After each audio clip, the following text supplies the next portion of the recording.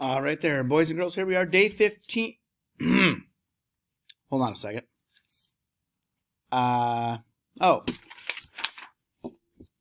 Day 15. There we go.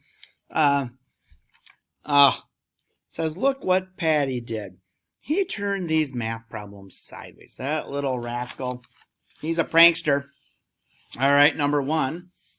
Now I have to read them like half sideways, half upside down, half whatever. Write the next 3 even numbers. Now, if you remember, even numbers end in 0, 2, 4, 6, or 8. It is an even number because it does not have a remainder when we put it into 2 piles, right? So 8 would be 4 and 4. Next number is 9. Well, that would be 4 and 1. It has a remainder. So that is not it. 10 would be 5 and 5. 11 would be 5 and 5 and 1. 12 would be 6 and 6. 13, 6 and 6 and 1. And 14 would be 7 and 7. Okay, number 2. Write the next 3 odd numbers. Well, we kind of know already. 14 would be even, so 15. 16 is even, so 17. 18 is even, so 19. Okay, Daisy's basketball team bought matching socks. Each pair cost $2. There are 10 girls on the team. How much did they spend in all?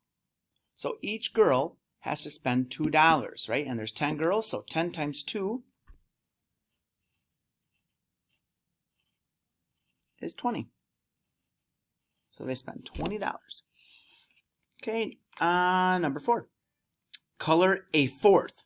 A fourth, so 1/4 of this 4-leaf clover. So just kind of go like that. We're going to shade it in lightly. There we go. That is 1 of the 4 equal pieces, right? Number 5 says split each rectangle into thirds. Okay, so I'm going to go just this way for each of them. Now, it doesn't have to be perfect, but it should be kind of close, right? I mean, those are all fairly close. They don't have to be perfect, just close. All right, there you go. We'll see you tomorrow for day 16. I see day 16 is back to normal again. Thank goodness. See you tomorrow for that one, huh?